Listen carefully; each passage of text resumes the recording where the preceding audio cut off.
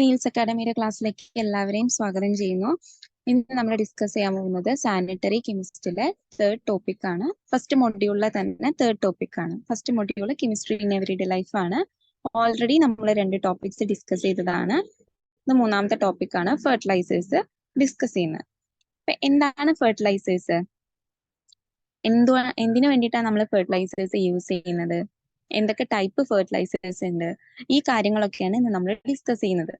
അപ്പൊ എന്താണ് ഫെർട്ടിലൈസർ എന്ന് ഉദ്ദേശിക്കുന്നത്, അല്ലെങ്കിൽ എന്തിനു വേണ്ടിയിട്ടാണ് നമ്മൾ ഫെർട്ടിലൈസേഴ്സ് യൂസ് ചെയ്യുന്നത് എന്ന് ആലോചിച്ച് നോക്കിക്കേ. മെയിൻലി നമ്മൾ ഫെർട്ടിലൈസേഴ്സ് യൂസ് ചെയ്യുന്നത് പ്ലാന്റ്സിനൊരു സപ്പോർട്ടായിട്ടാണ്. അതായത് ഇപ്പോ നമ്മുടെ പ്രകൃതിയിൽ നിന്ന് തന്നെ കിട്ടേണ്ട കുറച്ച് എലമെന്റ്സും കാര്യങ്ങളൊക്കെ ഉണ്ട്.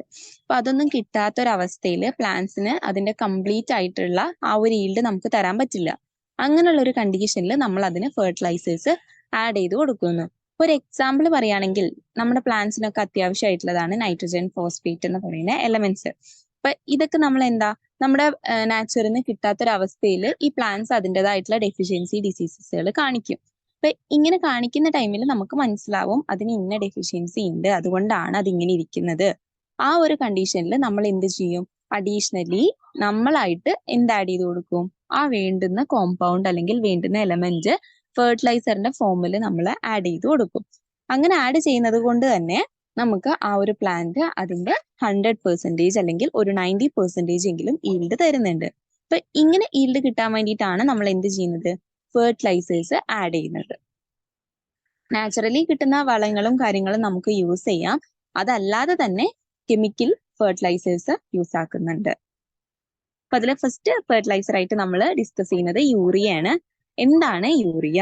ഇവിടെ പഠിക്കേണ്ട കാര്യം എന്താന്ന് വെച്ച് കഴിഞ്ഞാൽ യൂറിയയുടെ കെമിക്കൽ ഫോർമുല അറിഞ്ഞിരിക്കണം, യൂറിയയുടെ മറ്റൊരു പേര് എന്താണെന്ന് അറിഞ്ഞിരിക്കണം, അതേപോലെ ഏതൊക്കെ ഫങ്ഷണൽ ഗ്രൂപ്പ്സ് ആണ്, ഏതൊക്കെ ബോണ്ടാണ് അവിടെ വരുന്നത് എന്ന് അറിഞ്ഞിരിക്കണം. പിന്നെ അതിന്റെ മെൽറ്റിംഗ് പോയിന്റ്, അതിന്റെ ഫിസിക്കൽ പ്രോപ്പർട്ടീസ് ആയിട്ടുള്ള കാര്യങ്ങളൊക്കെ പഠിച്ചിരിക്കണം. അപ്പൊ യൂറിയ എന്ന് കേൾക്കുമ്പോൾ തന്നെ ഫസ്റ്റ് നമ്മുടെ മൈൻഡിലേക്ക് വരേണ്ടത് എന്താണ്? അതൊരു നൈട്രോജീനിയസ് കോമ്പൗണ്ട് ആണ്. നമ്മുടെ ലിവറിൽ ഫോം ചെയ്യുന്ന ഒരു നൈട്രോജീനിയസ് കോമ്പൗണ്ട് ആണ് യൂറിയ. അതിന്റെ കെമിക്കൽ ഫോർമുല എന്താണ്? CH4N2O.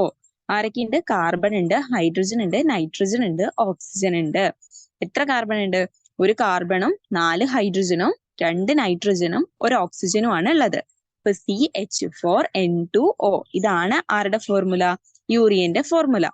അതിന് പറയുന്ന മറ്റൊരു പേരാണ് കാർബമൈഡ് അല്ലെങ്കിൽ യൂറോഫിൽ. ഇത് ചിലപ്പോൾ ചോദിക്കാം. കാർബമൈഡ് എന്നുള്ളത് ഇതിനെ പറയുന്ന ഒരു പേരാണ്. 4 ഓപ്ഷൻസ് തരാം, 4 ഫെർട്ടിലൈസേഴ്സിന്റെ ഓപ്ഷൻസ് തന്നിട്ട് ചോദിക്കാവുന്ന ഒരു ക്വസ്റ്റ്യൻ ആണ്. അപ്പൊ എന്താണ് കാർബമൈഡ് എന്ന് പറയുന്നത്? യൂറിയയുടെ മറ്റൊരു പേരാണ്. അതവിടെ നോട്ട് ചെയ്ത് വെക്കണം.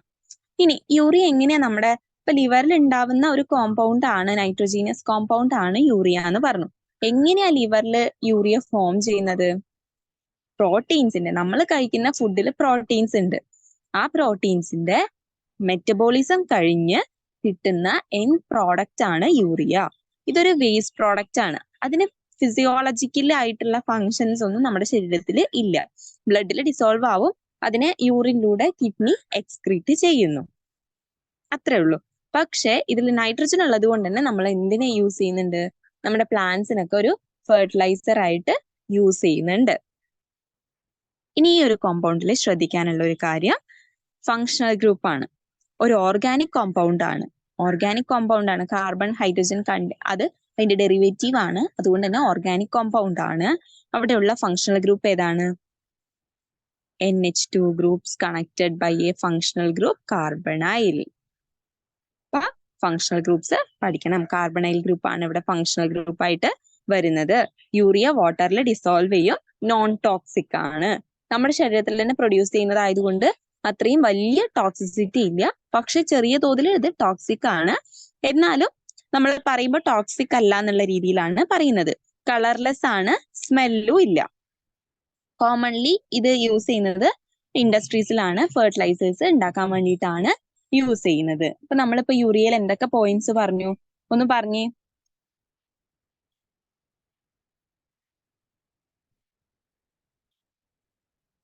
ഫസ്റ്റ് എന്താ പറഞ്ഞത്?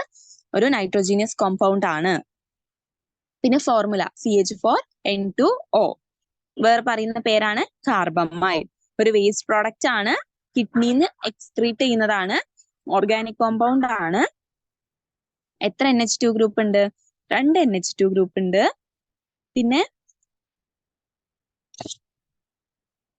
പിന്നെന്തായിരുന്നു?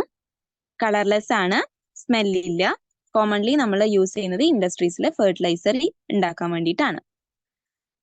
ഡീറ്റെയിൽ ആയിട്ട് ഇവിടെ ഒരു ടേബിളിൽ കൊടുത്തിട്ടുണ്ട്. ഈ ഒരു ടേബിൾ കാണാതെ പഠിച്ചിരിക്കണം. മോളിക്കുലാർ ഫോർമുല കൊടുത്തിട്ടുണ്ട്. മോളിക്കുലാർ വെയിറ്റ് എത്രയാണ്? വെയിറ്റ് തരണമെന്നില്ലല്ലോ, നമുക്ക് കണ്ടുപിടിക്കാൻ അറിയാം. കാർബണിന്റെ മോളിക്കുലാർ മാസ് അറിയാം, ഹൈഡ്രജന്റെ അറിയാം, നൈട്രജന്റെ അറിയാം, ഓക്സിജന്റെ അറിയാം. എല്ലാം കൂടെ ആഡ് ചെയ്താൽ മതി. നമുക്ക് 60.06 gram per mole എന്നുള്ള മോളിക്കുലാർ വെയിറ്റ്സ് അല്ലെങ്കിൽ മോളിക്കുലാർ മാസ് കിട്ടും. ഡെൻസിറ്റി കൊടുത്തിട്ടുണ്ട്. വൈറ്റ് സോളിഡ് ആയിട്ടാണ്. മെൽറ്റിംഗ് പോയിന്റ് 133 ഡിഗ്രി സെൽഷ്യസ് ആണ്. അപ്പൊ ഈ ഒരു ടേബിള് പഠിക്കാൻ ശ്രമിക്കുക. അതിൽ ഡെൻസിറ്റിയും മെൽറ്റിംഗ് പോയിന്റ് ഒക്കെ ഒന്ന് ജസ്റ്റ് നോട്ട് ചെയ്ത് വെക്കുക. മോളിക്കുലാർ വെയിറ്റ് മറക്കാതെ പഠിച്ചു വെക്കുക. ഇനിയിപ്പോ 60.06 എന്ന് തന്നെ തരുന്നില്ല, 60 gram ആ ഒരു ഓപ്ഷനിൽ ഉണ്ടെങ്കിലും നമുക്ക് എന്ത് മാർക്ക് ചെയ്യാം? 60 gram മാർക്ക് ചെയ്യാം. 60.06 gram ഇല്ലാത്ത പക്ഷം 60 ഉണ്ടെങ്കിൽ നമുക്കത് മാർക്ക് ചെയ്യാവുന്നതാണ്. ശരിയായിട്ടുള്ള ആൻസർ തന്നെയാണ് കേട്ടോ. അപ്പൊ അതൊന്ന് ശ്രദ്ധിക്കുക. 60.06 എന്ന് ഡയറക്റ്റ് തന്നിട്ടില്ലെങ്കിൽ ആ ഒരു ഓപ്ഷൻസിൽ, നമ്മുടെ തന്നിരിക്കുന്ന 4 ഓപ്ഷൻസിൽ 60.06 ഓപ്ഷൻ ഇല്ലെങ്കിൽ 60 ഉണ്ടോ നോക്കുക. 60 ഉണ്ടെങ്കിൽ 60 മാർക്ക് ചെയ്യുക. ഇതിലേതെങ്കിലും ഒരെണ്ണം എന്തായാലും തന്നിട്ടുണ്ടാവും.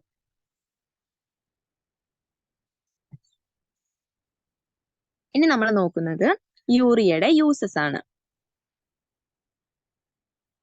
നൈട്രോജീനിയസ് ഫെർട്ടിലൈസേഴ്സ് ആയതുകൊണ്ട് തന്നെ അവിടെ എന്ത് റിലീസാണ് ചെയ്യുന്നത്? നൈട്രജൻ ആണ് റിലീസ് ചെയ്യുന്നത്. ഇപ്പൊ നൈട്രജൻ റിലീസ് ഫെർട്ടിലൈസർ ആണ് ആര്?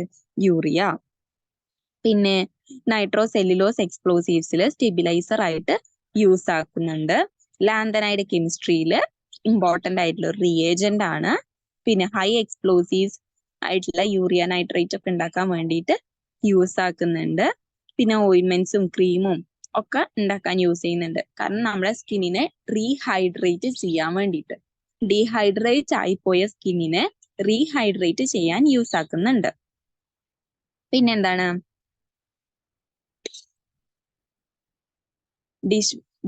എന്താ പറയാ, ഡിഷ് വാഷിലൊക്കെ ഉള്ള മെയിൻ ആയിട്ടുള്ള ഒരു ഇൻഗ്രീഡിയന്റ് ആണ്. ഹെയർ റിമൂവൽ ക്രീംസിലുണ്ട്. ബ്രൗണിങ് ഏജന്റ് ആണ്. അതേപോലെ മെലാമിൻ പ്രൊഡക്ഷനിൽ മെയിൻ ആയിട്ടുള്ള ഒരു കമ്പോണന്റ് ആണ് യൂറിയ. അപ്പൊ ഏതെങ്കിലും പോയിന്റ്സ് അല്ല പഠിക്കേണ്ടത്, എല്ലാ പോയിന്റ്സും പഠിക്കുക. കാരണം യൂറിയയുടെ ഏതെങ്കിലും ഒരു യൂസസ് താഴെ തന്നിരിക്കുന്ന ഓപ്ഷൻസിൽ നിന്നും സെലക്ട് ചെയ്ത് എഴുതാൻ പറയും. അപ്പൊ ഏത് യൂസ് ആണ് അവർ തരിക എന്ന് നമുക്ക് പ്രെഡിക്റ്റ് ചെയ്യാൻ പറ്റില്ല. അതുകൊണ്ട് തന്നെ എല്ലാ യൂസസും പഠിച്ചിരിക്കണം. നമുക്കൊരു ഡിസ്ക്രിപ്റ്റീവ് എക്സാം ആണെന്നുണ്ടെങ്കിൽ ഓക്കെ, എനി 5 പോയിന്റ്സ് പഠിച്ചാൽ മതി. പക്ഷെ ഒരു കോമ്പറ്റീറ്റീവ് ലെവൽ എക്സാം ആവുമ്പോൾ നമ്മൾ അതിൽ 10 പോയിന്റ് ഉണ്ടെങ്കിൽ ആ 10 പോയിന്റും പഠിച്ചിരിക്കണം. കാരണം ഏത് പോയിന്റാ ചോദിക്കാന്ന് നമുക്ക് പ്രെഡിക്റ്റ് ചെയ്യാൻ പറ്റില്ല. അതുകൊണ്ട് ഇതിൽ തന്നിട്ടുള്ള എല്ലാ പോയിന്റ്സും പഠിച്ചിരിക്കണം. യൂറിയയുടെ സ്ട്രക്ചർ ആണ്. സ്ട്രക്ചർ ഒന്ന് നോട്ട് ചെയ്ത് വെക്കുക. 2 NH2 ഗ്രൂപ്പ്സിന് ആരാ കണക്ട് ചെയ്തിട്ടുള്ളത്? CO ബോണ്ട് ആണ് കണക്ട് ചെയ്തിട്ടുള്ളത്. C+O കാർബണൈൽ ഗ്രൂപ്പ് ആണ് 2 NH2 ഗ്രൂപ്പിനെ തമ്മിൽ കണക്ട് ചെയ്തിട്ടുള്ളത്. അതൊന്ന് നോക്കുക, വരച്ചെടുക്കുക.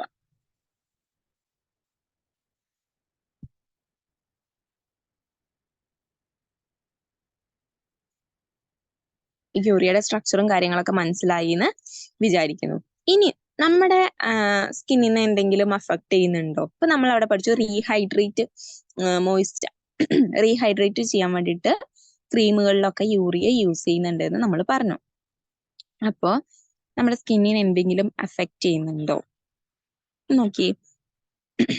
യൂറിയ എന്ന് പറയുന്നത് നമ്മുടെ സ്കിന്നിനെ എക്സ്ഫോളിയേറ്റ് ചെയ്യാൻ സഹായിക്കുന്ന ഒരു കോമ്പൗണ്ട് ആണ്. ഡെഡ് സ്കിൻ സെൽസ് ഒക്കെ റിമൂവ് ആക്കി അതിൽ നിന്ന് എക്സ്ഫോളിയേറ്റ് ചെയ്യാൻ ആർക്ക് സാധിക്കും? യൂറിയയ്ക്ക് സാധിക്കും. പക്ഷേ അത് ലാർജ് എമൗണ്ടിൽ ആവുന്ന സമയത്ത് അത് നമുക്ക് ടോക്സിക് ആണ്.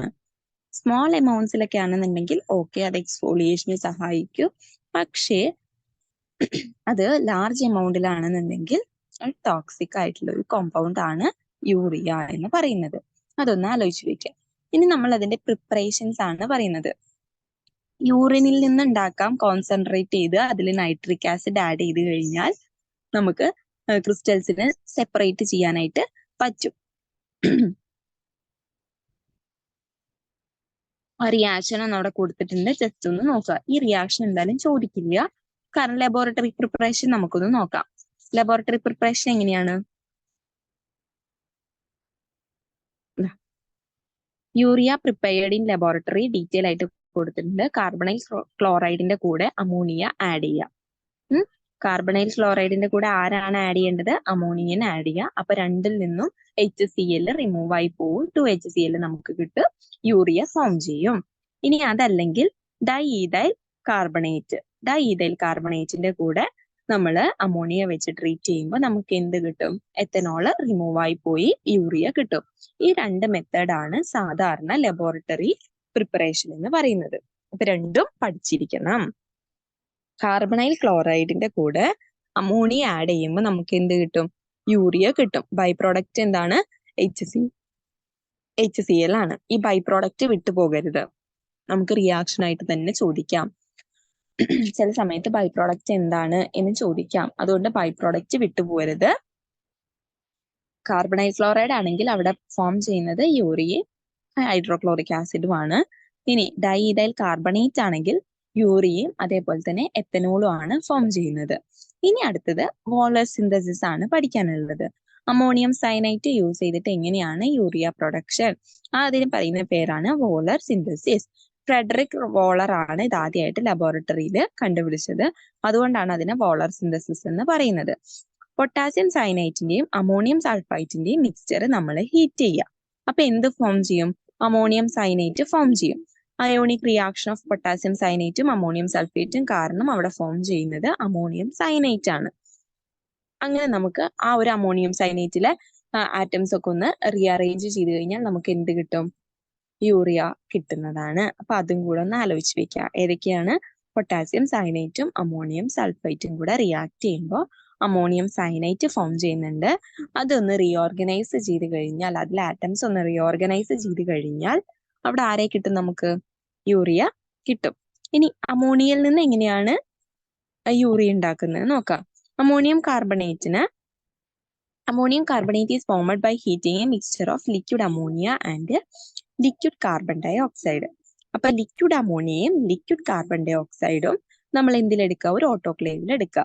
ഹൈ ടെമ്പറേച്ചറിൽ ഇത് ഹീറ്റ് ചെയ്യുന്ന സമയത്ത് നമുക്ക് അമോണിയം കാർബണേറ്റ് കിട്ടും. ഈ അമോണിയം കാർബണേറ്റിന് പിന്നെയും നമ്മൾ ഹീറ്റ് ചെയ്യുകയാണെന്നുണ്ടെങ്കിൽ നമുക്ക് എന്ത് കിട്ടും? യൂറിയ പ്ലസ് വാട്ടർ കിട്ടും. 150 ഡിഗ്രി സെൽഷ്യസിൽ 50 atm പ്രഷറിലാണ് നമ്മൾ ഹീറ്റ് ചെയ്യേണ്ടത്. അങ്ങനെ കണ്ടിന്യൂസ് ആയിട്ട് ഹീറ്റ് ചെയ്യുകയാണെങ്കിൽ മാത്രമാണ് നമുക്ക് ആരെ കിട്ടുള്ളൂ? യൂറിയ കിട്ടുള്ളൂ. യൂറിയയും വാട്ടറും ആണ് അവിടെ ഫോം ചെയ്യുന്നത്.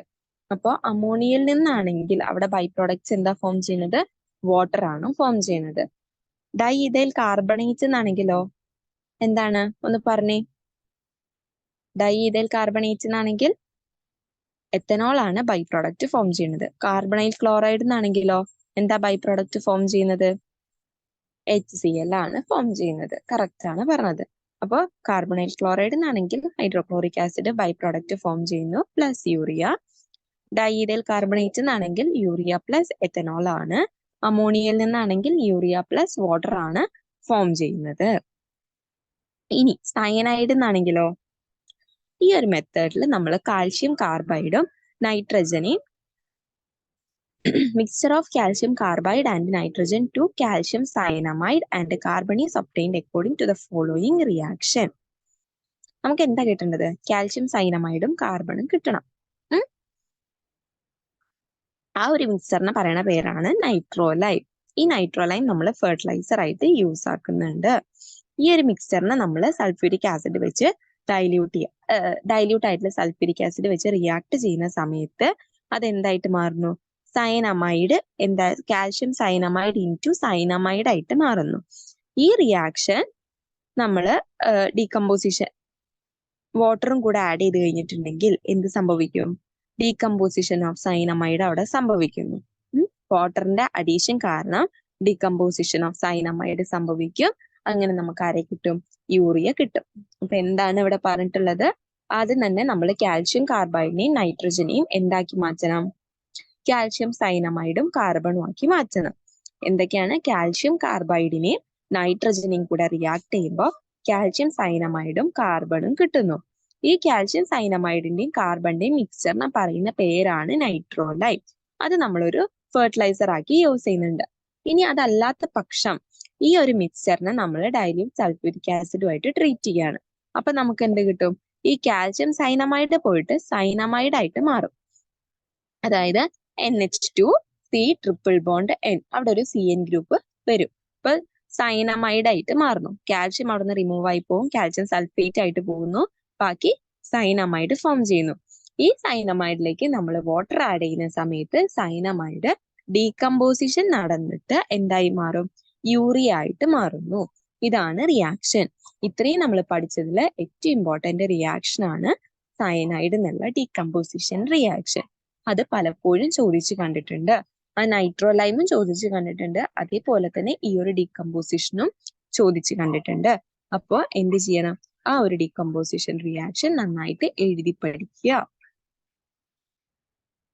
ഇപ്പൊ നമ്മുടെ യൂറിയ കഴിഞ്ഞു. യൂറിയയിൽ നമ്മൾ എന്തൊക്കെയാണ് ഡിസ്കസ് ചെയ്തിട്ടുണ്ടായിരുന്നത്? യൂറിയന്റെ കെമിക്കൽ ഫോർമുല പറഞ്ഞു, വേറൊരു പേര് പറഞ്ഞു. അതെന്താണ് പേര് പറഞ്ഞത്? കാർബമൈഡ്സ് എന്ന് പറഞ്ഞു. പിന്നെ ഫോർമുല എന്താണ്? CH4N2O ഫോർമുല പറഞ്ഞു, മോളിക്കുലാർ വെയിറ്റ് പറഞ്ഞു, എങ്ങനെയാണ് ഫോം ചെയ്യുന്നതെന്ന് പറഞ്ഞു, പ്രോട്ടീൻസിന്റെ മെറ്റബോളിസം കഴിഞ്ഞ് അതിന്റെ എൻ പ്രോഡക്ട്സ് ആണ് യൂറിയ എന്ന് പറഞ്ഞു. കിഡ്നി വഴി നമുക്ക് കിഡ്നിയാണ് അത് എക്സ്ക്രീറ്റ് ചെയ്യുന്നത്, യൂറിൻ വഴി എക്സ്ക്രീഷൻ നടക്കുന്നു. ഈ കാര്യങ്ങളൊക്കെ പറഞ്ഞു. മെൽറ്റിംഗ് പോയിന്റ് 133°C ആണെന്ന് പറഞ്ഞു. പിന്നെന്തായിരുന്നു? പിന്നെ നമ്മൾ പറഞ്ഞത് യൂസസ് ആണ്. ഒരു 10 യൂസസ് പറഞ്ഞിട്ടുണ്ട്. 10 യൂസസും പഠിക്കുക. സ്ട്രക്ചർ പറഞ്ഞു. 2 അമീൻസിനെ NH2 ഗ്രൂപ്പിനെ ആരാണ് കണക്ട് ചെയ്തിട്ടുള്ളത്? കാർബണൈൽ ഗ്രൂപ്പ് ആണ് കണക്ട് ചെയ്തിട്ടുള്ളത്. ആ ഒരു കാര്യം നമ്മൾ പറഞ്ഞു. പിന്നെ നമ്മൾ പ്രിപ്പറേഷൻസ് ആണ് പറഞ്ഞത്. എന്തിനൊക്കെയുള്ള പ്രിപ്പറേഷൻസ് പറഞ്ഞു? എന്തിനൊക്കെയുള്ള റിയാക്ഷൻസ് ആണ് നമ്മൾ പറഞ്ഞത്? സയനൈഡ് എന്നുള്ളത് പറഞ്ഞു, കാർബണേറ്റ് എന്നുള്ളത് പറഞ്ഞു, ഡൈഡൈൽ കാർബണേറ്റ് എന്നുള്ളത് പറഞ്ഞു, കാർബണൈൽ ക്ലോറൈഡ് എന്നുള്ളത് പറഞ്ഞു, അമോണിയം സയനൈഡ്സ് എന്നുള്ളത് പറഞ്ഞു. അതിന് പറയുന്ന മറ്റൊരു പേരാണ് പോളാർ സിന്തസിസ്. പിന്നെ അമോണിയയിൽ നിന്ന് പറഞ്ഞു. പിന്നെ ലാസ്റ്റ് ആയിട്ട് നമ്മൾ സയനൈഡിൽ നിന്ന് പറഞ്ഞു. ഇത്രയും റിയാക്ഷൻസും കാര്യങ്ങളും ഒന്ന് നോട്ട് ചെയ്ത് വെക്കണം, ഇമ്പോർട്ടന്റ് ആണ്. ഇനി നെക്സ്റ്റ് ആയിട്ട് നമ്മൾ പഠിക്കുന്നത് NPK ഫെർട്ടിലൈസേഴ്സ് ആണ്. NPK എന്താണ് NPK എന്നുകൊണ്ട് ഉദ്ദേശിക്കുന്നത്? ഫെർട്ടിലൈസർ തന്നെയാണ്. അപ്പൊ N എന്തായിരിക്കും, P എന്തായിരിക്കും, K എന്തായിരിക്കും? ഫസ്റ്റ് ക്വസ്റ്റ്യൻ തന്നെ അതാണ്.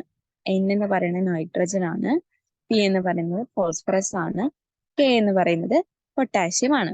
അപ്പൊ NPK nitrogen, phosphorus, potassium fertilisers. അപ്പൊ നമ്മളടുത്ത് ചോദിക്കാവുന്ന ഒരു ക്വസ്റ്റ്യൻ ആണ് NPK ഫെർട്ടിലൈസേഴ്സിൽ ഉൾപ്പെടാത്ത ഒരു എലമെന്റ് ആരൊക്കെ തന്നിട്ടുണ്ടാവും? നൈട്രജൻ, ഫോസ്ഫറസ്, പൊട്ടാഷ്യം തന്നിട്ടുണ്ടാവും. ഇത് കൂടാതെ ലെഡോ അയണോ എന്തെങ്കിലും തരാം. അപ്പൊ NPK എന്താണെന്ന് അറിഞ്ഞാൽ മാത്രമേ നമുക്ക് ആ ഒരു ക്വസ്റ്റ്യന് ആൻസർ ചെയ്യാൻ പറ്റുള്ളൂ. അപ്പൊ അതൊന്ന് നോട്ട് ചെയ്ത് വെക്കുക. നൈട്രജൻ, ഫോസ്ഫറസ്, പൊട്ടാഷ്യം ഫെർട്ടിലൈസേഴ്സ് ആണ് NPK ഫെർട്ടിലൈസർ എന്ന് പറയുന്നത്. ഇനി ഇതിന്റെ ഫോർമുലേഷൻ എങ്ങനെയാണ്? NPK ആ 3 എണ്ണം വേണം, 3 എലമെന്റ്സ് ഉണ്ടായിരിക്കണം. ആ 3 എലമെന്റ്സ് ഏതൊക്കെയാണ്? Nitrogen, phosphorus, potassium. എന്തിനു വേണ്ടിയിട്ടാണ് NPK ഫെർട്ടിലൈസേഴ്സ് യൂസ് ചെയ്യുന്നത്? അഗ്രികൾച്ചറൽ പ്രൊഡക്ടിവിറ്റി ഇംപ്രൂവ് ചെയ്യാൻ വേണ്ടിയിട്ടാണ് നമ്മൾ യൂസ് ചെയ്യുന്നത്. അതിൽ സ്പെസിഫിക് ആയിട്ടുള്ള ന്യൂട്രിയൻസ് ഉണ്ട്. അതായത് പ്ലാന്റിന്റെ ഗ്രോത്തിന് ആവശ്യമായിട്ടുള്ള എല്ലാ ന്യൂട്രിയൻസും ഏതിലുണ്ട്? NPKയിലുണ്ട്. നൈട്രജനും ആവശ്യമാണ്, ഫോസ്ഫറസും ആവശ്യമാണ്, പൊട്ടാഷ്യം ആവശ്യമാണ്. അപ്പൊ ഇത് 3 കൂടെ കിട്ടുന്ന ഒരു ഫെർട്ടിലൈസർ ആണ് NPK ഫെർട്ടിലൈസർ എന്ന് പറയുന്നത്. ഇപ്പൊ പ്ലാന്റ് ഗ്രോത്തിന് ഏറ്റവും അത്യാവശ്യമായിട്ടുള്ള ഒരു ഫെർട്ടിലൈസർ ആണ് NPK ഫെർട്ടിലൈസർ. പിന്നെന്താണ്? പ്ലാന്റ്സിന് അതിന്റെ റൂട്ട്സ് വഴി ഡയറക്റ്റ്ലി ആയിട്ട് ഇത് അബ്സോർബ് ചെയ്യാൻ പറ്റും, കാരണം വാട്ടറിൽ സോല്യൂബിൾ ആയിട്ടുള്ളതാണ് NPK ഫെർട്ടിലൈസർ എന്ന് പറയുന്നത്. ഇനി നമുക്ക് ഇതിന്റെ റോ മെറ്റീരിയൽസ് വേണ്ടേ? അതായത് നൈട്രജൻ വേണം, ഫോസ്ഫറസ് വേണം, പിന്നെ വേണ്ടുന്നത് പൊട്ടാഷ്യം ആണ്. അപ്പൊ ഈ 3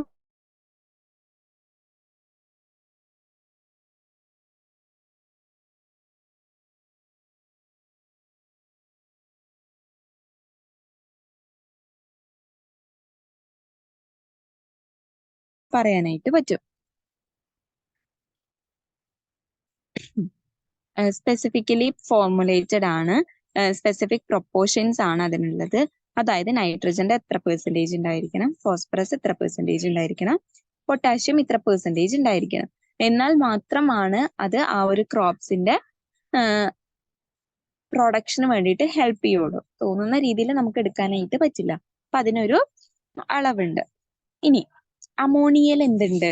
NH3 ആണ് അമോണിയ. അമോണിയയിൽ ആരുണ്ട്? നൈട്രജൻ ഉണ്ട്. അപ്പൊ നമുക്ക് അമോണിയൻ എന്തായിട്ട് എടുക്കാൻ പറ്റും? ഒരു കോമ്പൗണ്ട് ആയിട്ട് എടുക്കാം. അതായത് നൈട്രജൻ കണ്ടെയ്ൻ ചെയ്യുന്ന ഒരു കോമ്പൗണ്ട് എന്ന് പറയുന്നത് റോ മെറ്റീരിയൽ ആയിട്ട് നമുക്ക് കൺസിഡർ ചെയ്യാൻ പറ്റും. അപ്പൊ ഫസ്റ്റ് നമുക്ക് അമോണിയ മാത്രമായിട്ട് എടുക്കാം. അല്ലെങ്കിൽ അമോണിയനെ എന്താക്കി മാറ്റുക? നൈട്രിക് ആസിഡ് ആക്കിയിട്ട് മാറ്റുക. ഓക്സിജനും വാട്ടറും ആയിട്ട് റിയാക്ട് ചെയ്ത് കഴിഞ്ഞാൽ അമോണിയ എന്തായിട്ട് മാറും? നൈട്രിക് ആസിഡ് ആയിട്ട് മാറും. അപ്പൊ നൈട്രിക് ആസിഡിന് എന്തിനുള്ള കഴിവുണ്ട്? സോൾട്ട് ഉണ്ടാക്കാനുള്ള കഴിവുണ്ട്. അതായത് അമോണിയം നൈട്രേറ്റ്. ഈ നൈട്രിക് ആസിഡ് ആണ്, അമോണിയ ബേസ് ആണ്. ആസിഡും ബേസും റിയാക്ട് ചെയ്ത് കഴിഞ്ഞാൽ അവിടെ സോൾട്ട് ഫോം ചെയ്യും. അമോണിയം നൈട്രേറ്റ് ആണ് ഫോം ചെയ്യുന്നത്. അപ്പൊ അമോണിയം നൈട്രേറ്റ് എന്ന് പറയുന്നത് എന്താണ്? ഒരു റോ മെറ്റീരിയൽ ആയിട്ട് നമുക്ക് യൂസ് ആക്കാൻ പറ്റുന്ന ഒരു കോമ്പൗണ്ട് ആണ്. ഇനി ammonia can form ammonium salt. Ammonia നൈട്രേറ്റിന്റെ കേസ് തന്നെയാണ് അവിടെ പറയുന്നത്. ഇനി അമോണിയ സോൾട്ട് ബേസിക് ആയതുകൊണ്ട് തന്നെ ആ ബേസിക് pH എത്രയാണ്? ലെസ് ദാൻ 7 ആണോ മോർ ദാൻ 7 ആണോ? മോർ ദാൻ 7 ആയതുകൊണ്ട് നമ്മുടെ അമോണിയം സോൾട്ട് എന്ന് പറയുന്നത് ബേസിക് ആണ്. ഇനി അമോണിയം നൈട്രേറ്റിനെ നമുക്ക് ലാബിൽ ഉണ്ടാക്കാൻ പറ്റും. എങ്ങനെയാ ലാബിൽ ഉണ്ടാക്കുന്നത്? ടൈട്രേഷനും ക്രിസ്റ്റലൈസേഷനും വഴിയാണ് നമ്മൾ അമോണിയം നൈട്രേറ്റ് ലാബിൽ ഉണ്ടാക്കുന്നത്. ആ കാര്യങ്ങളിലേക്കൊന്നും നമ്മൾ പോകുന്നില്ല. അപ്പൊ നമ്മൾ ഇവിടെ പഠിച്ച നൈട്രജന്റെ റോ മെറ്റീരിയൽസ് ഏതൊക്കെയാണ്? അമോണിയ, അമോണിയയിൽ നിന്ന് നൈട്രിക് ആസിഡ് ഉണ്ടാക്കുക, ആ നൈട്രിക് ആസിഡും അമോണിയം കൂടെ റിയാക്ട് ചെയ്ത് അമോണിയം നൈട്രേറ്റ് ഉണ്ടാക്കുന്നവരെ എത്തി.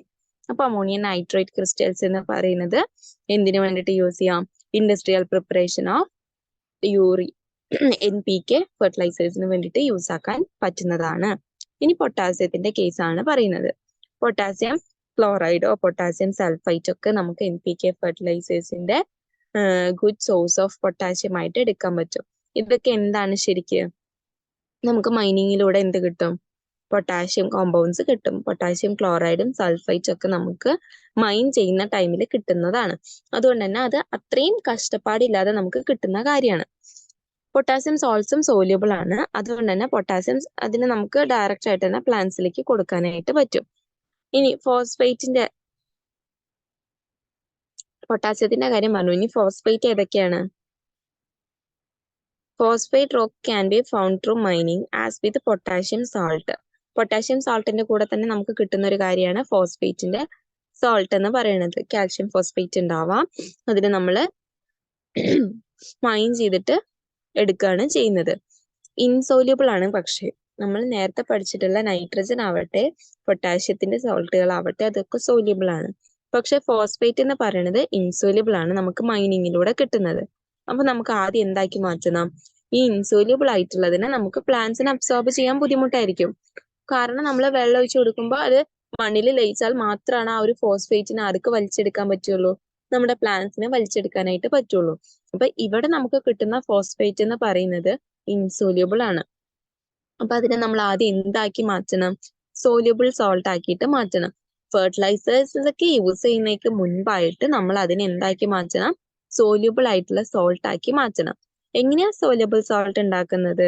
കിട്ടിയിട്ടുള്ള ഫോസ്ഫേറ്റ് സോൾട്ടുകളെ നമ്മൾ നൈട്രിക് ആസിഡോ സൾഫേറ്റിക് ആസിഡോ ഒക്കെ വെച്ച് ട്രീറ്റ് ചെയ്യുമ്പോൾ നമുക്ക് എന്ത് കിട്ടും? സോല്യൂബിൾ ആയിട്ടുള്ള സോൾട്ട് ആയിട്ട് മാറും.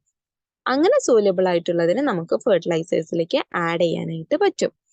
Phosphate rock can be treated with nitric acid. Phosphate rocks will be soluble salt called calcium nitrate and phosphoric acid form ചെയ്യുന്നുണ്ട്. അപ്പൊ ഇത് രണ്ടും എന്താണ്? സോല്യൂബിൾ ആയിട്ടുള്ളതാണ്. അപ്പൊ അതിനെ നമുക്ക് യൂസ് ആക്കാനായിട്ട് പറ്റും. അമോണിയം ഫോസ്ഫോറിക് ആസിഡും കൂടെ ആഡ് ചെയ്യുമ്പോൾ നമുക്ക് അമോണിയം ഫോസ്ഫേറ്റ് കിട്ടുന്നുണ്ട്. ഇത്രയാണ് ജനറലി നമ്മൾ എന്തിൽ പറയുന്നത്?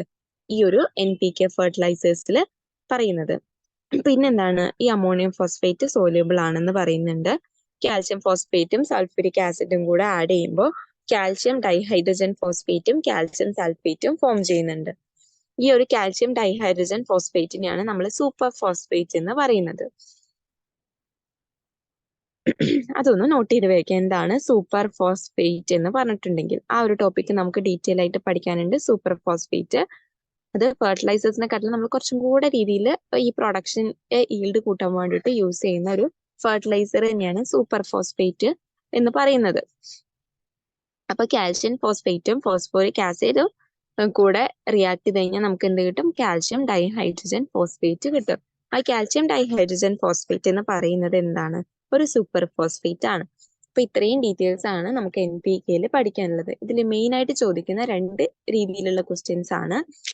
ഒന്ന് നമ്മൾ ആദ്യം പറഞ്ഞ പോലെ തന്നെ NPK ഫെർട്ടിലൈസേഴ്സിൽ ഉൾപ്പെടാത്ത എലമെന്റ്സ് ഏതാണ് എന്ന് ചോദിക്കാം. അതൊരു ക്വസ്റ്റ്യൻ. അതല്ലെങ്കിൽ ഇപ്പൊ NPKയിൽ നമുക്ക് നൈട്രജൻ ആവശ്യമാണ്. അപ്പൊ നൈട്രജന്റെ സോഴ്സ് അല്ലാത്തത് ഏതെല്ലാം? ഇപ്പൊ എന്തൊക്കെ തരാം? അമോണിയ തരാം, നൈട്രിക് ആസിഡ് തരാം, അമോണിയ നൈട്രേറ്റ് തരാം, ഓൾ ഓഫ് ദി എബവും തരാം. നമ്മൾ എന്താണ് കൊടുക്കേണ്ടത്? ഓൾ ഓഫ് ദി എബവ് ആണ് കൊടുക്കേണ്ടത്. മനസ്സിലായോ? അങ്ങനെ നൈട്രജൻ ഇല്ലാത്ത കോമ്പൗണ്ട് ഉണ്ടെങ്കിൽ മാത്രമാണ് അത് വരുള്ളൂ. നൈട്രജൻ ഉള്ളത് എല്ലാം എന്തിനു യൂസ് ആക്കാൻ പറ്റും? നമുക്ക് നമ്മുടെ NPK ഫെർട്ടിലൈസേഴ്സിന്റെ നൈട്രജൻ കിട്ടുന്ന റോ മെറ്റീരിയൽ ആയിട്ട് നമുക്ക് കൺസിഡർ ചെയ്യാനായിട്ട് പറ്റും. അപ്പൊ അതൊന്ന് നോട്ട് ചെയ്ത് വെക്കുക. ഇതേപോലെ ഫോസ്ഫേറ്റിന്റെ ചോദിക്കാം, അതേപോലെ പൊട്ടാഷ്യത്തിന്റെയും ചോദിക്കാവുന്നതാണ്. അപ്പൊ അതൊന്ന് നോട്ട് ചെയ്ത് വെക്കാം. മിക്കവാറും ചോദിച്ചു കണ്ടിട്ടുള്ളത് നൈട്രജന്റെ കേസ് ആണ്. അപ്പൊ നൈട്രജന്റെ കേസ് ഒന്ന് ഇമ്പോർട്ടന്റ് ആയിട്ട് നോക്കി വെക്കുക. മനസ്സിലായി എന്ന് വിചാരിക്കുന്നു. ഇപ്പൊ 2 ടോപ്പിക് കഴിഞ്ഞു, യൂറിയ കഴിഞ്ഞു, അതേപോലെ തന്നെ NPK ഫെർട്ടിലൈസേഴ്സും കഴിഞ്ഞു. ഇനി നമുക്ക് എന്താ പഠിക്കാനുള്ളത്? ഇനി നമുക്ക് പഠിക്കാനുള്ളതാണ് സൂപ്പർ ഫോസ്ഫേറ്റ്. എന്താണ് സൂപ്പർ ഫോസ്ഫേറ്റ് എന്ന് പറഞ്ഞിട്ടുണ്ടെങ്കിൽ?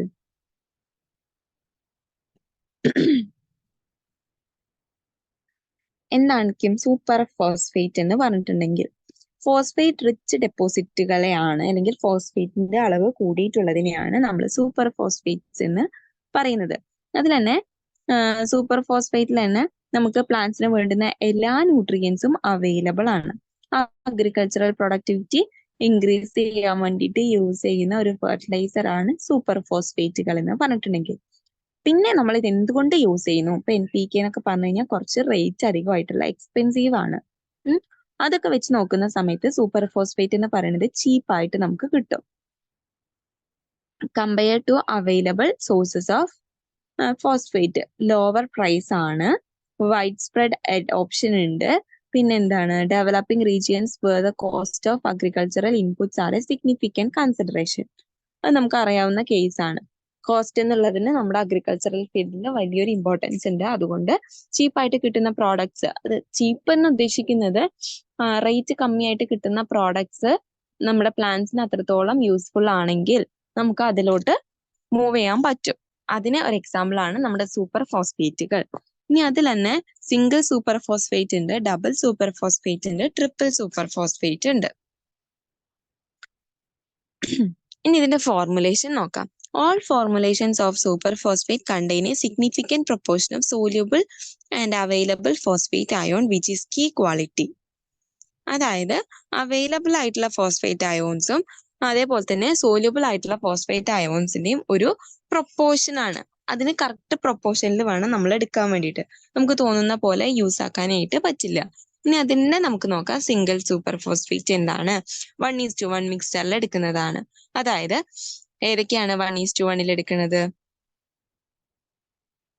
Extraction of phosphate rock with sulphuric acid. ഒരു ഫോസ്ഫേറ്റ് റോക്കിന്ന് എക്സ്ട്രാക്ട് ചെയ്തിട്ടുള്ള ആ ഒരു ഫോസ്ഫേറ്റ് റോക്കിലേക്ക് നമ്മൾ സൾഫ്യൂരിക് ആസിഡ് ആഡ് ചെയ്യുകയാണെന്നുണ്ടെങ്കിൽ സോല്യൂബിൾ ആയിട്ടുള്ള പ്രോഡക്ട്സ് നമുക്ക് കിട്ടും. ഇവിടെ കാൽഷ്യം ഹൈഡ്രജൻ ഫോസ്ഫേറ്റും അതേപോലെ തന്നെ കാൽഷ്യം സൾഫേറ്റും ആണ് നമുക്ക് കിട്ടുന്നത്. അത് 1:1 റേഷ്യോയിൽ എടുത്തു കഴിഞ്ഞാൽ അത് സിംഗിൾ സൂപ്പർ ഫോസ്ഫേറ്റ് ആയിട്ട് യൂസ് ആക്കാൻ പറ്റും. ഇനി ട്രിപ്പിൾ നമുക്ക് നോക്കാം. ട്രിപ്പിൾ എന്ന് പറയുന്നത് എന്താണ്? മോണോ കാൽഷ്യം ഫോസ്ഫേറ്റുകളാണ്. ഈ ഫോസ്ഫേറ്റ് റോക്കിനെ നമ്മൾ ഫോസ്ഫോറിക് ആസിഡ് വെച്ചിട്ടാണ് ട്രീറ്റ് ആക്കുന്നത്. സിംഗിൾ സൂപ്പർ ഫോസ്ഫേറ്റിൽ സൾഫ്യൂരിക് ആസിഡ് ആണെങ്കിൽ ട്രിപ്പിൾ സൂപ്പർ ഫോസ്ഫേറ്റിൽ നമ്മൾ എന്താ യൂസ് ആക്കുന്നത്? ഫോസ്ഫോറിക് ആസിഡ് ആണ് യൂസ് ആക്കുന്നത്. അതിനൊരു എക്സാമ്പിൾ ആണ് അമോണിയം സൾഫേറ്റും പൊട്ടാഷ്യം ക്ലോറൈഡും. ഇനി ഡബിൾ സൂപ്പർ ഫോസ്ഫേറ്റ് എന്ന് പറഞ്ഞു കഴിഞ്ഞാൽ ഈ സിംഗിൾ സൂപ്പർ ഫോസ്ഫേറ്റിന്റെയും ട്രിപ്പിൾ സൂപ്പർ ഫോസ്ഫേറ്റിന്റെയും കൂടെ ഒരു കോമ്പിനേഷൻ ആണ്. അതായത് ഇവിടെ നമ്മൾ എന്താ യൂസ് ആക്കുന്നത്? സിംഗിളിലാവുമ്പോൾ നമ്മൾ സൾഫ്യൂരിക് ആസിഡ് ആണ് ആഡ് ചെയ്ത് കൊടുത്തത്. ട്രിപ്പിളിലായിരുന്ന സമയത്ത് നമ്മൾ എന്താ ആഡ് ചെയ്ത് കൊടുത്തത്? ഫോസ്ഫോറിക് ആസിഡ് ആണ് ആഡ് ചെയ്ത് കൊടുത്തത്. ഡബിളിലാവുമ്പോ എന്താ മിസ് പറഞ്ഞേ? സിംഗിളും ട്രിപ്പിളും കൂടെ ചേർന്നതാണെന്ന് പറഞ്ഞു. അതായത് അവിടെ mixture of sulphuric acid and phosphoric acid ആണ് നമ്മൾ ആഡ് ചെയ്ത് കൊടുക്കുന്നത്. മനസ്സിലായി എന്ന് വിചാരിക്കുന്നു. ഒന്ന് നോക്കുക.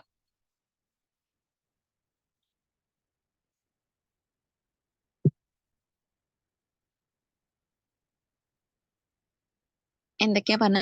സൂപ്പർ ഫോസ്ഫേറ്റുകൾ എന്താന്ന് പറഞ്ഞു, ഫോർമുലേഷൻസ് പറഞ്ഞു.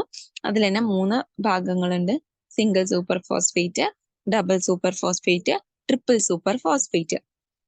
ഏതൊക്കെയാണ് ആഡ് ചെയ്യുന്നത് എന്ന് ഒന്ന് നോട്ട് ചെയ്ത് വെക്കുക. ചോദിക്കാവുന്നതാണ്. ഡബിൾ എന്താന്ന് ചോദിക്കാം. അപ്പൊ എന്താ നമ്മൾ പറയേണ്ടത്? സൾഫ്യൂരിക് ആസിഡും ഫോസ്ഫോറിക് ആസിഡും കൂടെ മിക്സർ ആണ് നമ്മൾ മൈൻ ചെയ്ത് കിട്ടുന്ന ഫോസ്ഫേറ്റ് സോൾട്ടിലേക്ക് ആഡ് ചെയ്യുന്നത്. സിംഗിൾ ആണെങ്കിൽ സൾഫ്യൂരിക് ആസിഡ് മാത്രം, ട്രിപ്പിൾ ആണെങ്കിൽ ഫോസ്ഫോറിക് ആസിഡ് മാത്രം, ഡബിൾ ആണെങ്കിൽ സൾഫ്യൂരിക് ആസിഡ് ആണ് ആഡ് ചെയ്ത് കൊടുക്കുന്നത്. എക്സാമ്പിൾ ആണ് കൊടുത്തിട്ടുള്ളത്, നോക്കുക നോട്ടില്. ഇനി 4ാമത്തെ കേസാണ് പെസ്റ്റിസൈഡ്സ്. പെസ്റ്റിസൈഡ് ആണ് കീടനാശിനി. പെസ്റ്റിസൈഡ്സ് എന്താണ്? കീടനാശിനി. ടൈപ്പ് ഓഫ് പെസ്റ്റിസൈഡ്സ് നിങ്ങൾക്കറിയാം. ഈ പെസ്റ്റ് എന്നത് നമുക്ക് ആവശ്യമില്ലാത്ത നമ്മുടെ പ്ലാന്റ്സിനെ ദ്രോഹിക്കുന്ന ആൾക്കാരൊക്കെ നമ്മൾ എന്ത് പറയും? പെസ്റ്റ് എന്ന് പറയും. അത് പല രീതിയിലുള്ളതാവാം. ഒക്കെ രീതിയിലുള്ളതാവാം. വൈറസ് ആവാം, ബാക്ടീരിയാസ് ആവാം, ഫംഗസ് ആവാം, മൈക്രോബ്സ് ആവാം, റോഡൻസ് ആവാം, എന്ത് വേണമെങ്കിലും ആവാം. അപ്പൊ ഇതിനെല്ലാത്തിനെയും കൂടെ നമ്മൾ ചേർത്ത് വിളിക്കുന്ന ഒരു പേരാണ് പെസ്റ്റ് എന്ന് പറയുന്നത്. ഇപ്പൊ പെസ്റ്റ് എന്ന് പറയുന്നത് എന്താണ്? പെസ്റ്റിസൈഡ്സ് എന്ന് പറയുന്നത് ഈ പെസ്റ്റുകളെ കില്ല് ചെയ്യാൻ വേണ്ടിയിട്ട് യൂസ് ചെയ്യുന്ന ഒരു കെമിക്കൽ സബ്സ്റ്റൻസ് ആണ് പെസ്റ്റിസൈഡ്സ്. കെമിക്കൽ മാത്രമല്ല, നാച്ചുറൽ ആയിട്ടും പെസ്റ്റിസൈഡ്സ് ഉണ്ട്. ഇവിടെ നമ്മൾ കെമിക്കൽ പെസ്റ്റിസൈഡ്സിനെ കുറിച്ചാണ് കൂടുതലായിട്ട് പഠിക്കുന്നത്. പെസ്റ്റിസൈഡ്സ് എന്തിനു വേണ്ടിയിട്ടാണ് യൂസ് ചെയ്യുന്നത്? നമ്മുടെ അഗ്രികൾച്ചറൽ ക്രോപ്സ് ഒക്കെ നശിപ്പിക്കുന്ന കീടങ്ങളെ അഥവാ പെസ്റ്റിനെ നശിപ്പിക്കാൻ വേണ്ടിയിട്ട്. ഒന്നില്ലെങ്കിൽ കില്ല് ചെയ്യുക, അല്ലെങ്കിൽ അതിന്റെ ആക്ഷനെ നമ്മൾ സ്റ്റോപ്പ് ചെയ്യുക. ഈ 2 കാര്യങ്ങളിലൂടെ നമ്മൾ നമ്മുടെ ക്രോപ്സിനെ പ്രൊട്ടക്ട് ചെയ്യുക. അതിനു വേണ്ടിയിട്ടാണ് നമ്മൾ എന്ത് യൂസ് ചെയ്യുന്നത്? പെസ്റ്റിസൈഡ്സ് യൂസ് ആക്കുന്നത്. മനസ്സിലായി എന്ന് വിചാരിക്കുന്നു. ഇതിൽ ഇമ്പോർട്ടന്റ് ആയിട്ട് നമ്മൾ നോക്കേണ്ടത് ഈ ഒരു 6 ടൈപ്സ് ആണ്. 6 ടൈപ്സ് ഒന്ന് നോക്കി വെക്കുക. ഇൻസെക്റ്റുകളാണ് അവിടെ പെസ്റ്റ് എങ്കിൽ അതിനെതിരെ നമ്മൾ ഉപയോഗിക്കുന്നതാണ് ഇൻസെക്ടിസൈഡ്. ഇനി പ്ലാന്റ്സ്, കളകൾ ഉണ്ടാവില്ലേ? ഇപ്പൊ നെല്ലിന്റെ ഒക്കെ ഇടയിൽ കളകൾ ഉണ്ടാവും, അതൊരു പ്ലാന്റ് തന്നെയാണ്. അപ്പൊ അങ്ങനെ കളയെ നശിപ്പിക്കാനാണെങ്കിൽ അതിന് നമ്മൾ ഹെർബിസൈഡ് എന്ന് പറയും. റോഡന്റുകളെ നശിപ്പിക്കാനാണെങ്കിൽ റോഡന്റിസൈഡ്സ്, ബാക്ടീരിയനെ ആണെങ്കിൽ ബാക്ടീരിയോസൈഡ്സ്, ഫംഗസിനെ ആണെങ്കിൽ അല്ലെങ്കിൽ ഫംഗൽ ഇൻഫെക്ഷൻസിനെ ആണെങ്കിൽ ഫംഗിസൈഡ്സ്, ലാർവ നമ്മുടെ പല പുഴുക്കളും ഈ പൂമ്പാറ്റകളും അങ്ങനെയുള്ളതൊക്കെ നമ്മുടെ ഈ ഇലകളെയൊക്കെ നശിപ്പിച്ച് കംപ്ലീറ്റ് ആയിട്ട് ആ പ്ലാന്റിനെ നശിപ്പിക്കും. അങ്ങനെ ലാർവാസ് ആണെങ്കിൽ ലാർവിസൈഡ്സ് എന്ന് പറയും. ഇതൊന്ന് നോട്ട് ചെയ്ത് വെക്കുക. ഇത് ചിലപ്പോൾ ചോദിക്കാം. പ്ലാന്റ്സ് ആണ് നിങ്ങളുടെ പെസ്റ്റ് എങ്കിൽ താഴെ തന്നിരിക്കുന്നവയിൽ ഏതാണ് യൂസ് ചെയ്യുന്നത് എന്ന് ചോദിക്കാം. അതൊരു ക്വസ്റ്റ്യൻ ആണ്. അപ്പൊ എന്താണ്? പ്ലാന്റ്സ് ആണെങ്കിൽ അതിനെ നമ്മൾ എന്താണ്? ഹെർബിസൈഡുകളാണ് യൂസ് ആക്കുന്നത്. അപ്പൊ അതൊന്ന് ഈ 6 കാര്യങ്ങൾ ഒന്ന് നോട്ട് ചെയ്ത് വെക്കുക. ഇമ്പോർട്ടന്റ് ആണ്. Insecticides, herbicides, rodenticides, bactericides, fungicides and larvicides. അതൊന്ന് നോട്ട് ചെയ്യാം. ഇനി നമ്മള് ഇതിന് ഡീഗ്രേഡബിൾ ആണോ അതോ നോൺ ഡീഗ്രേഡബിൾ ആണോ എന്നുള്ളതിന്റെ ബേസിൽ നമ്മൾ ക്ലാസിഫൈ ചെയ്യുന്നുണ്ട്. അപ്പൊ പെസ്റ്റിനെ എങ്ങനെയൊക്കെ ക്ലാസിഫൈ ചെയ്യാം? ബയോഡീഗ്രേഡബിൾ ആണെങ്കിൽ, അതായത് നമ്മൾ പെസ്റ്റുകളെ നശിപ്പിക്കാൻ വേണ്ടി പെസ്റ്റിസൈഡ്സ് യൂസ് ചെയ്തു, അത് നമ്മുടെ മണ്ണിൽ ലയിച്ചു പോകുമെങ്കിൽ അല്ലെങ്കിൽ ഡീകമ്പോസ് ചെയ്ത് പോകുമെങ്കിൽ ഹാംലെസ് ആയിട്ടുള്ള കോമ്പൗണ്ട്സ് ആണെങ്കിൽ നമ്മൾ എന്ത് പറയും? അത് ബയോഡീഗ്രേഡബിൾ ആണെന്ന് പറയാൻ വേണ്ടിയിട്ട് നമുക്ക് പറ്റും. എങ്ങനെയാണെങ്കിൽ ആ ഒരു കോമ്പൗണ്ട് ബ്രേക്ക് ഡൗൺ ചെയ്ത് നമുക്കും പ്ലാന്റ്സിനും വലിയ ഹാംഫുൾ എഫക്ട്സ് ഒന്നും ഉണ്ടാക്കുന്നില്ല എങ്കിൽ അതെന്താണ്? ബയോഡീഗ്രേഡബിൾ ആണെന്ന് പറയാൻ വേണ്ടിയിട്ട് പറ്റും. ഇനി പെർസിസ്റ്റന്റ്, അതായത് നോൺ ബയോഡീഗ്രേഡബിൾ എന്ന് പറഞ്ഞാലോ, അത് ബ്രേക്ക് ഡൗൺ ചെയ്യാനായിട്ട് ചിലപ്പോൾ ഇയേഴ്സ് എടുക്കും. അങ്ങനെയുള്ളതിനാണെങ്കിൽ നമ്മൾ എന്ത് പറയും? പെർസിസ്റ്റന്റ് അഥവാ നോൺ ബയോഡീഗ്രേഡബിൾ പെസ്റ്റിസൈഡ്സ് എന്ന് പറയും. ഇത്രയും മനസ്സിലായി എന്ന് വിചാരിക്കുന്നു. ഇനി നമുക്കുള്ളത് കെമിക്കലി റിലേറ്റഡ് ആയിട്ടുള്ള പെസ്റ്റിസൈഡുകളാണ്. കെമിക്കലി റിലേറ്റഡ് ആയിട്ടുള്ള ഫസ്റ്റ് പെസ്റ്റിസൈഡ് ആണ് ഓർഗാനോഫോസ്ഫേറ്റ്. ഓർഗാനോഫോസ്ഫേറ്റ് എന്നതുകൊണ്ട് ഉദ്ദേശിക്കുന്നത് ഇൻസെക്റ്റുകൾക്കെതിരെയാണ് നമ്മൾ ഓർഗാനോഫോസ്ഫേറ്റ് യൂസ് ആക്കുന്നത്. എങ്ങനെയാ അത് അവിടെ ആക്ട് ചെയ്യുന്നത്? ആ ഒരു ഇൻസെക്റ്റിന്റെ എൻസൈം ആക്ടിവിറ്റിനെ ഡിസ്ട്രപ്റ്റ് ചെയ്യും. ഡിസ്ട്രപ്റ്റ് ചെയ്തുകൊണ്ടാണ് ആ ഒരു ഇൻസെക്റ്റിനെ അവിടെ കില്ല് ചെയ്യുന്നത്. ഓർഗാനോഫോസ്ഫേറ്റ് ആണ് യൂസ് ആക്കുന്നത്. കാർബമേറ്റ്, ഓർഗാനോ ഫോസ്ഫറസ് പെസ്റ്റിസൈഡ്സിനെ പോലെ തന്നെയാണ് കാർബമേറ്റ്. നെർവസ് സിസ്റ്റത്തിനെ ഡിസ്ട്രപ്റ്റ് ചെയ്യാണ് ചെയ്യുന്നത്. ഇനി ഓർഗാനോ ക്ലോറിൻ. ഈ ഓർഗാനോ ക്ലോറിൻ എന്നുള്ളത് പണ്ട് കാലത്തൊക്കെ എപ്പോഴും യൂസ് ചെയ്തിരുന്നതാണ്. പക്ഷേ ഇന്ന് ഒരുപാട് സ്ഥലങ്ങളിൽ ബാൻ ചെയ്തിട്ടുള്ളതാണ് ഓർഗാനോ ക്ലോറിൻ ഇൻസെക്ടിസൈഡ് എന്ന് പറയുന്നത്.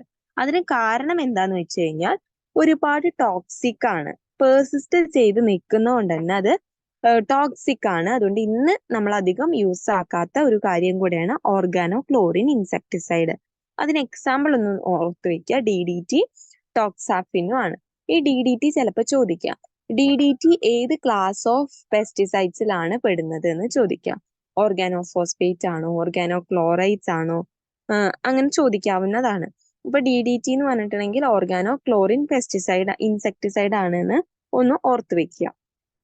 ഇനി പൈറത്രോയിഡ്. പൈറത്രോയിഡ് എന്ന് പറഞ്ഞിട്ടുണ്ടെങ്കിൽ സിന്തറ്റിക് വേർഷൻ ഓഫ് പൈറത്രിൻ ആണ്. അതായത് നമ്മളെ ക്രിസാന്തമം എന്ന് പറയുന്ന ഒരു ഫ്ലവറിൽ നിന്ന് നാച്ചുറലി കിട്ടുന്നതാണ് പൈറത്രിൻ എന്ന് പറയുന്നത്. അതിന് നമ്മൾ സിന്തറ്റിക് ആയിട്ട് ഡെവലപ്പ് ചെയ്തതാണ് പൈറത്രോയിഡ്. അത് വലിയ പ്രശ്നമൊന്നുമില്ല, കാരണം എൻവയോൺമെന്റിന്റെ സ്റ്റെബിലിറ്റി മെയിൻറ്റെയിൻ ചെയ്യാൻ വേണ്ടിയിട്ടാണ് നമ്മൾ അതിനെ സിന്തറ്റിക് ആയിട്ട് ഉണ്ടാക്കിയിട്ടുള്ളത്. അപ്പൊ അത് നമ്മുടെ നാച്ചുറിന് വലിയ ദോഷകരമായിട്ടുള്ളതും നല്ല നോൺ ടോക്സിക് ആണ്. ഇനി sulfonyl urea herbicides. Commercially weed control ചെയ്യാൻ വേണ്ടിയിട്ടാണ്, വീഡ് എന്ന് പറഞ്ഞിട്ടുണ്ടെങ്കിൽ കളനാശിനി ആയിട്ട് ഉപയോഗിക്കുന്നതാണ് സൾഫണൈൽ യൂറിയ ഹെർബിസൈഡ്. അവിടെ കണ്ടോ, ഹെർബിസൈഡ് ആണ്. അപ്പൊ ഹെർബിസൈഡ് എന്ന് പറയുന്നത് എന്താണ്? അതന്നെ നമ്മളെ പ്ലാന്റ്സിന് എഗെയിൻസ്റ്റ് യൂസ് ആക്കുന്നതാണ്. കളകൾക്ക്, വീടിന് എതിരെ യൂസ് ചെയ്യുന്നതാണ് ഹെർബിസൈഡുകൾ. ഇപ്പൊ ഹെർബിസൈഡിന്റെ കുറച്ച് എക്സാമ്പിൾസും കാര്യങ്ങളും അവിടെ കൊടുത്തിട്ടുണ്ട്, ഒന്ന് വായിച്ചു നോക്കുക. മെയിൻ ആയിട്ട് ഇത്രയേ ഉള്ളൂ പറയാൻ. സൾഫണൈൽ യൂറിയ ഹെർബിസൈഡ് എന്ന് പറഞ്ഞിട്ടുണ്ടെങ്കിൽ കൊമേഴ്ഷ്യലി നമ്മൾ യൂസ് ചെയ്യുന്നത് വീഡ് കൺട്രോൾ ചെയ്യാൻ വേണ്ടിയിട്ടാണ്.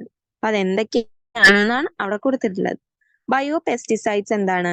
ബയോ പെസ്റ്റിസൈഡ്സ് എന്ന് പറഞ്ഞിട്ടുണ്ടെങ്കിൽ നമ്മള് ഈ പ്ലാന്റ്സ് തന്നെ അല്ലെങ്കിൽ ആനിമൽസ് തന്നെ ഉണ്ടാക്കിയിട്ടുള്ള പല പല എൻസൈം ആണ് ഈ ബയോ പെസ്റ്റിസൈഡ്സ് എന്ന് പറഞ്ഞിട്ടുണ്ടെങ്കിൽ. ഈ പുകയില കഷായമൊക്കെ ഇല്ലേ, പുകയിലെന്നാണ് നമ്മൾ ഉണ്ടാക്കുന്നത്. പുകയില എന്ന് പറയുന്നത് നമ്മുടെ നാച്ചുറൽ തന്നെ കിട്ടുന്നതാണ്. അപ്പൊ അതെന്താണ്? ഒരു ബയോ പെസ്റ്റിസൈഡ് ആയിട്ട് നമുക്ക് കണക്കാക്കാം. ഒന്ന് ഓർത്ത് നോക്കിയെന്ന്, നമ്മളിതിൽ എന്തൊക്കെ പഠിച്ചു, പെസ്റ്റിസൈഡ്സിൽ എന്തൊക്കെ പഠിച്ചു എന്ന്?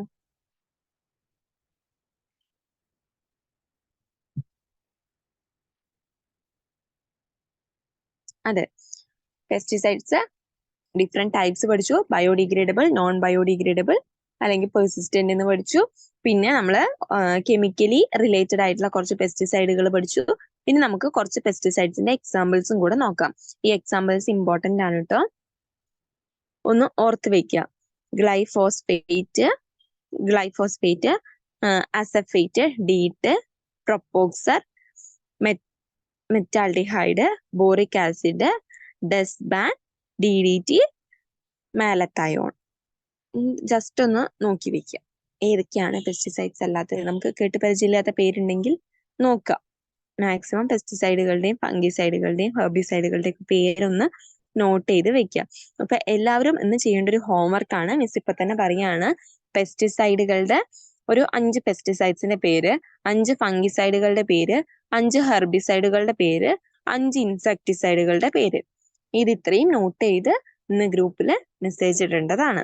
ഫംഗിസൈഡുകളുടെ, പെസ്റ്റിസൈഡുകളുടെ, ഹെർബിസൈഡുകളുടെ, ഇൻസെക്ടിസൈഡുകളുടെ ഒക്കെ 5 എണ്ണം വെച്ചിട്ട് പേര് നോട്ട്സിൽ തന്നതാണെങ്കിൽ കൂടെ കുഴപ്പമില്ല, നിങ്ങൾ എന്തായാലും അത് ചെയ്യാം. നമ്മൾ തന്നെ കണ്ടെത്തി എഴുതുമ്പോൾ അത് നമ്മുടെ മൈൻഡിൽ നിന്ന് പോകില്ല. ഇനി നമ്മൾ നമ്മുടെ 4ാമത്തെ ടോപ്പിക്കാണ് പോളിമേഴ്സ്. അപ്പൊ നമ്മള് 3 ടോപ്പിക്സ് ഫിനിഷ് ചെയ്തു. നമ്മുടെ 4ാമത്തെ ടോപ്പിക്കാണ് എന്ത്? പോളിമേഴ്സ് എന്ന് പറയുന്നത്. അപ്പൊ എന്താണ് പോളിമേഴ്സ്? എന്താണ് പറഞ്ഞേ, എന്താ പോളിമേഴ്സ് എന്നുള്ളതുകൊണ്ട് ഉദ്ദേശിക്കുന്നത്? പോളിമേഴ്സ് എന്ന് പറഞ്ഞിട്ടുണ്ടെങ്കിൽ ലാർജ് മാക്രോ മോളിക്യൂൾസിനെയാണ് പോളിമേഴ്സ് എന്ന് പറയുന്നത്.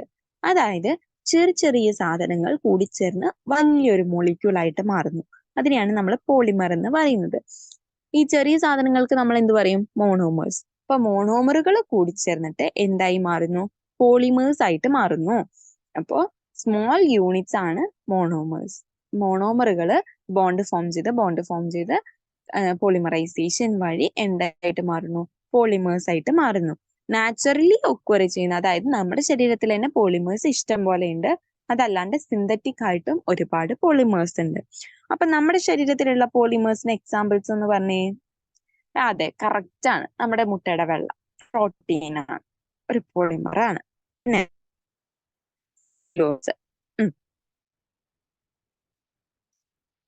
പിന്നെ ന്യൂക്ലിക് ആസിഡ് ഒരു എക്സാമ്പിൾ ആണ്. ഇനി ഡയമണ്ട്, ക്വാർട്സ് ഇതെല്ലാം എന്താണ്? മിനറൽസിന്റെ പോളിമേഴ്സ് ആണ്. ഇനി അതല്ലാതെ മാൻമെയ്ഡ് ആയിട്ടുള്ള പോളിമേഴ്സ് ഏതൊക്കെയാണ് പറയാൻ പറ്റുമോ? ഒന്ന് ആലോചിച്ച് നോക്കിയേ. മാൻമെയ്ഡ് ആയിട്ടുള്ള പോളിമേഴ്സ് ഏതൊക്കെയാണ്?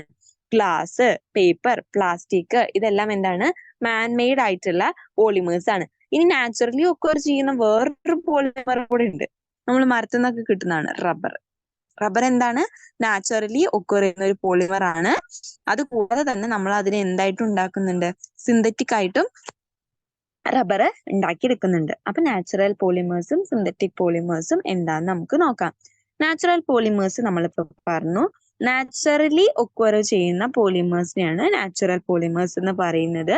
എക്സാമ്പിൾ എന്ന് പറഞ്ഞു കഴിഞ്ഞാൽ സ്റ്റാർച്ച്, സെല്ലുലോസ്, പ്രോട്ടീൻ ഇതൊക്കെയാണ് എക്സാമ്പിൾ. പിന്നെ നമ്മുടെ നാച്ചുറലിൽ നിന്ന് കിട്ടുന്ന റബ്ബർ. ഇത്രയും കാര്യങ്ങളാണ്. അപ്പൊ സ്റ്റാർച്ച് എന്താണ്? ഫുഡ് റിസർവ് ആണ്. നമുക്കറിയാം നമ്മുടെ സ്റ്റാർച്ച് ആണ്. പിന്നെ പൊട്ടറ്റോസിലുള്ളത് എന്താണ്? സ്റ്റാർച്ച് ആണ്. അപ്പൊ സ്റ്റാർച്ചിന്റെ മോണോമർ എന്താണ്? നമ്മളിങ്ങനെ ഒന്ന് നിങ്ങൾ ട്രൈ ചെയ്ത് നോക്കുക. വെറുതെ ചോറ് എടുക്കുക, വേറൊന്നും ഇല്ലാതെ ചോറ് മാത്രം നമ്മളൊന്ന് ചവയ്ക്കുകയാണെന്നുണ്ടെങ്കിൽ കുറച്ച് അതൊന്ന് ബ്രേക്ക് ഡൗൺ ചെയ്ത് കഴിയുന്ന സമയത്ത് നമുക്കൊരു ചെറിയൊരു മധുരം ഫീൽ ചെയ്യാനുള്ള കാരണം എന്തായിരിക്കും? ഗ്ലൂക്കോസ് കണ്ടന്റ് ഉള്ളതുകൊണ്ടാണ്. ഗ്ലൂക്കോസ് കണ്ടന്റ് എന്ന് പറഞ്ഞു കഴിഞ്ഞാൽ ഇവിടെ -D ഗ്ലൂക്കോസ് ആണ് സ്റ്റാർച്ചിന്റെ മോണോമർ. -D ഗ്ലൂക്കോസുകളുടെ ആയിരക്കണക്കിന് അല്ലെങ്കിൽ പതിനായിരക്കണക്കിന് യൂണിറ്റുകൾ ചേർന്നിട്ടാണ് ആര് ഫോം ചെയ്യുന്നത്? നമ്മുടെ സ്റ്റാർച്ച് ഫോം ചെയ്യുന്നത്. അതുകൊണ്ടാണ് നമുക്ക് കുറച്ച് ചോറെടുത്ത് വെറുതെ ചവച്ച് കഴിഞ്ഞിട്ടുണ്ടെങ്കിൽ ഒരു സ്വീറ്റ്നെസ് ഫീൽ ചെയ്യുന്നതിന്റെ ഒരു കാരണം എന്ന് പറഞ്ഞിട്ടുണ്ടെങ്കിൽ, ഈ ഗ്ലൂക്കോസ് -D ഗ്ലൂക്കോസ് എന്ത് ലിങ്കേജ് ആണ്? ഗ്ലൈക്കോസിഡിക് ലിങ്കേജ് ആണ്. ഗ്ലൈക്കോസിഡിക് ലിങ്കേജ് വഴിയാണ് സ്റ്റാർച്ച് ആയിട്ട് മാറുന്നത്. അപ്പൊ അത് രണ്ടും ഒന്ന് ഓർത്ത് വെക്കുക. സ്റ്റാർച്ചിന്റെ മോണോമർ എന്ന് പറയുന്നത് -D ഗ്ലൂക്കോസ് ആണ്. അവിടെ ഗ്ലൈക്കോസിഡിക് ലിങ്കേജ് ആണ് ഉള്ളത്. ഇനി പ്രോട്ടീൻസിന്റെ ബിൽഡിംഗ് യൂണിറ്റ്സ് എന്താണ്? അമിനോ ആസിഡ് ആണ്. ബിൽഡിംഗ് ബ്ലോക്സ് എന്ന് പറയുന്നത് അമിനോ ആസിഡുകളാണ്. അമിനോ ആസിഡുകൾ പോളിമറൈസേഷൻ ചെയ്തിട്ടാണ് പോളിപെപ്റ്റൈഡ്സ് അഥവാ പ്രോട്ടീൻസ് ഉണ്ടാവുന്നത്. അത് രണ്ട് ടൈപ്പിലുണ്ട്. ചെയിൻ ആയിട്ടുണ്ട്, ക്രോസ് ലിങ്ക് ചെയ്തിട്ടുള്ള പ്രോട്ടീൻസ് ഫോം ചെയ്യുന്നുണ്ട്. ഈ ചെയിൻ എന്ന് വെച്ചിട്ടുണ്ടെങ്കിൽ നമ്മുടെ ഈ ഹെയർ സ്ട്രാൻഡ് ഒക്കെ ഉണ്ടല്ലോ, നീണ്ടിട്ട് ഇങ്ങനെ കിടക്കല്ലേ, അപ്പൊ അതൊരു ചെയിൻ പ്രോട്ടീൻ ആണ്. ഇനി നമ്മുടെ അതേപോലെ ക്രോസ് ലിങ്ക് ചെയ്തിട്ടുള്ളതാണെന്നുണ്ടെങ്കിൽ നമ്മുടെ എഗ് വൈറ്റിലുള്ള പ്രോട്ടീൻസ് ഒക്കെ ക്രോസ് ലിങ്ക് ചെയ്ത് വരുന്നതാണ്. അതൊന്ന് നോക്കി വെക്കുക. പിന്നെ റബ്ബർ എന്ന് പറയുന്നത് നാച്ചുറൽ പോളിമർ ആണ്. റബ്ബറിന്റെ മോണോമർ യൂണിറ്റ് ഏതാണ്? ഐസോപ്രിൻ ആണ്. പോളി ഐസോപ്രിൻ ആണ് അതിന്റെ പോളിമർ വരുന്നത്. എങ്ങനെയാ നമുക്ക് കിട്ടുന്നത്? റബ്ബർ മരത്തിൽ നിന്ന് നമുക്ക് അതിന്റെ പാലെടുത്തിട്ടാണ് നമ്മൾ റബ്ബർ ഷീറ്റ് ആക്കി മാറ്റുന്നത്. അതിന്ന് ഓരോ പ്രോഡക്ട്സ് ആക്കിയിട്ട് മാറ്റുകയാണ് ചെയ്യുന്നത്. വൾക്കനൈസേഷനും കാര്യങ്ങളൊക്കെ അതിൽ വരുന്നുണ്ട്. അപ്പൊ അങ്ങനെയാണ് പ്രോഡക്ട്സ് ആയിട്ട് മാറ്റുന്നത്. അപ്പൊ അത് നോട്ട് ചെയ്ത് വെക്കാം. 3 നാച്ചുറലി ഒക്കർ ചെയ്യുന്ന പോളിമേഴ്സ് നമ്മൾ പഠിച്ചത്. ഏതൊക്കെയായിരുന്നു? First one starch, second one protein, third one rubber. അപ്പൊ സ്റ്റാർച്ചിന്റെ മോണോമർ ഏതാ പറഞ്ഞേ? കറക്റ്റ്. ഏതാണ്? D glucose. ഏതാണ് ലിങ്കേജ്? Glycosidic linkage. പ്രോട്ടീൻസിന്റെ ഏതാണ്? അമിനോ ആസിഡ്സ് ആണ് മോണോമർ. അവിടെ പെപ്റ്റൈഡ് ലിങ്കേജ് ആണ് വരുന്നത്. പോളിപെപ്റ്റൈഡ് അല്ലേ ഫോം ചെയ്യുന്നത്, അപ്പൊ പെപ്റ്റൈഡ് ബോണ്ട് ആണ് വരുന്നത്. ഇനി നാച്ചുറൽ റബ്ബർ ഐസോപ്രിൻ ആണ് മോണോമർ ആയിട്ട് ഉള്ളത്. ഇനി എന്താ സിന്തറ്റിക് പോളിമേഴ്സ് എന്ന് പറഞ്ഞിട്ടുണ്ടെങ്കിൽ എന്താ synthetic? Man-made polymers or the polymers which are synthesised in the laboratory. ലബോറട്ടറിയിൽ നമ്മൾ സിന്തസൈസ് ചെയ്തെടുക്കുന്ന ആ ഒരു പോളിമറിനെയാണ് എന്ത് സിന്തറ്റിക് പോളിമർ എന്ന് പറയുന്നത്. ഈ സിന്തറ്റിക് പോളിമേഴ്സിന് ഒരുപാട് നമ്മുടെ ഡെയിലി ലൈഫിൽ ആപ്ലിക്കേഷൻസ് ഉണ്ട് കേട്ടോ. ഏതൊക്കെയാണ് സിന്തറ്റിക് പോളിമേഴ്സ്?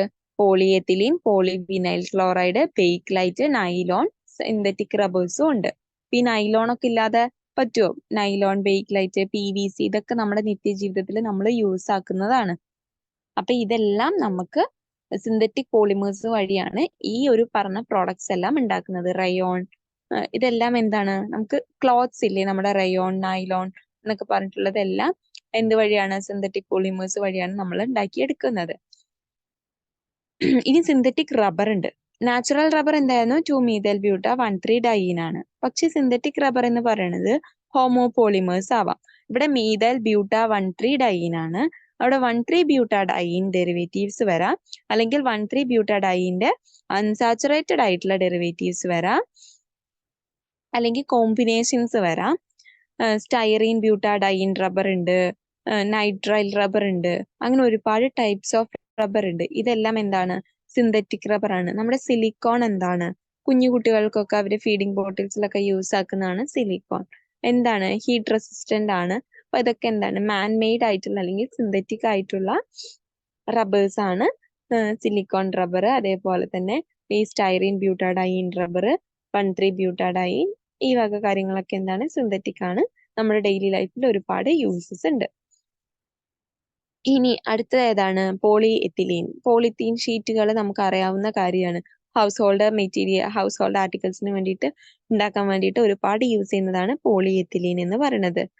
ഈ സിന്തറ്റിക് പോളിമേഴ്സിൽ തന്നെ ലോ ഡെൻസിറ്റി പ്ലാസ്റ്റിക്കും ഉണ്ട്, അതേപോലെ തന്നെ ഹൈ ഡെൻസിറ്റി പ്ലാസ്റ്റിക്കുകളും ഉണ്ട്. അത് നമ്മൾ എന്തിനൊക്കെ വേണ്ടിയിട്ട് യൂസ് ചെയ്യുന്നു? ഈ ലോ ഡെൻസിറ്റി പ്ലാസ്റ്റിക് എന്ന് പറയുന്നത് കെമിക്കലി ഇനേർട്ട് ആണ്, റോബസ്റ്റ് ആണ്, അതേപോലെ തന്നെ ഇലക്ട്രിസിറ്റി കണ്ടക്ട് ചെയ്യുന്നില്ല. ടോയ്സ് ഉണ്ടാക്കാൻ വേണ്ടിയിട്ട് യൂസ് ചെയ്യുന്നുണ്ട്, ഇൻസുലേഷൻ വയേഴ്സ് ഉണ്ടാക്കാൻ വേണ്ടിയിട്ടൊക്കെ യൂസ് ആക്കുന്നുണ്ട് ലോ ഡെൻസിറ്റി പ്ലാസ്റ്റിക്കുകൾ. ഹൈ ഡെൻസിറ്റി പോളിയെത്തിലീൻ എന്ന് പറയുന്നത് കെമിക്കലി ഇനേർട്ട് ആണ്, ക്രിസ്റ്റലൈൻ ആയിരിക്കും, കുറച്ചും കൂടെ ഹാർഡാണ്. മറ്റേ ലോ ഡെൻസിറ്റി പോളിമേഴ്സിനെ അപേക്ഷിച്ച് നോക്കുമ്പോൾ ഹൈ ഡെൻസിറ്റി പോളിത്തീൻ എന്ന് പറയുന്നത് കുറച്ചും കൂടെ ഹാർഡർ ആണ്. ടെൻസൈൽ സ്ട്രെങ്ത് കുറച്ചും കൂടെ കൂടുതലാണ്. അതായത് ടെൻസൈൽ സ്ട്രെങ്ത് എന്ന് പറഞ്ഞിട്ടുണ്ടെങ്കിൽ നമ്മളൊരു പേപ്പർ എടുക്കുക, രണ്ട് സൈഡിൽ നിന്ന് ഇങ്ങനെ പിടിച്ച് വലിക്കുക, അപ്പൊ അത് കീറി പോവില്ലേ? ആ കീറി പോകുന്നതിനെയാണ് ടെൻസൈൽ. എത്ര ഫോഴ്സ് കൊടുത്താലാണ് അത് കീറുന്നത്, ആ ഒരു പെർട്ടിക്കുലർ ഫോഴ്സിനെയാണ് നമ്മൾ ടെൻസൈൽ സ്ട്രെങ്ത് എന്ന് പറയുന്നത്. അപ്പൊ ടെൻസൈൽ സ്ട്രെങ്ത് എന്തിന് കൂടുതലാണ്? നമ്മുടെ ഹൈ ഡെൻസിറ്റി പോളിത്തീന് കൂടുതലാണ്. നിങ്ങളൊരു കാര്യം ചെയ്യുക, ബബിൾ റാപ്പ് എടുക്കുക. എല്ലാവരുടെയും വീട്ടിലുണ്ടാവുന്ന ഒരു കാര്യമാണ്. അല്ലെങ്കിൽ നമ്മുടെ സാധാ പോളിത്തീന്റെ കവർ, അത് നടുവിന്ന് ഇങ്ങനെ കീറി കഴിഞ്ഞ് എന്ത് സംഭവിക്കും? അത് പെട്ടെന്ന് തന്നെ കീറിയിട്ട് പോകും. പക്ഷെ നമ്മുടെ കണ്ടെയ്നേഴ്സ്, പ്ലാസ്റ്റിക് കണ്ടെയ്നേഴ്സിലുള്ള അതൊന്നും മുറിച്ചിട്ട് ഇങ്ങനെ കീറാൻ നമുക്ക് പറ്റുമോ? ഇല്ല. അപ്പൊ അതിന് ടെൻസൈൽ സ്ട്രെങ്ത് കൂടുതലാണ്. ഇനി ടൈപ്പ് ഓഫ് പ്ലാസ്റ്റിക്കുകളാണ് നമുക്ക് പഠിക്കാനുള്ളത്. 7 ടൈപ്പ് പ്ലാസ്റ്റിക് ഉണ്ട്. ഈ 7 ടൈപ്പും ഇമ്പോർട്ടന്റ് ആണ്, നന്നായിട്ട് പഠിക്കണം. 7 ടൈപ്പിലുള്ള എക്സാമ്പിൾസ് അടക്കം നമ്മൾ പഠിക്കണം. അപ്പൊ ഫസ്റ്റ് ടൈപ്പ് ഏതാണ്? Polyethylene terephthalate. Polyethylene terephthalate, PET or PETE എന്നാണ്. കോമൺലി യൂസ് ചെയ്യുന്ന ഒരു പ്ലാസ്റ്റിക് ആണ്. ലൈറ്റ് വെയിറ്റ് ആണ്, ട്രാൻസ്പാരന്റ് ആണ്, ഫുഡ് പാക്കേജിങ്ങിന് വേണ്ടിയിട്ടാണ് യൂസ് ചെയ്യുന്നത്. പോയിന്റ് ആയിട്ടാണ് മിസ് കൊടുത്തിട്ടുള്ളത്. ഈ പോയിന്റ്സ് തന്നെ പഠിച്ചാൽ മതി. ഇപ്പൊ പോളിയെത്തിലീൻ ടെറാത്താലൈറ്റ് അഥവാ പെറ്റ് എന്ന് പറയുന്നത് എന്താണ്? കോമൺലി യൂസ് ചെയ്യുന്ന പ്ലാസ്റ്റിക് ആണ്, ലൈറ്റ് വെയിറ്റ് ആണ്, സ്ട്രോങ് ആണ്, ട്രാൻസ്പെറന്റ് ആണ്, ഫുഡ് പാക്കേജസിന് വേണ്ടിയിട്ട് യൂസ് ചെയ്യുന്നുണ്ട്.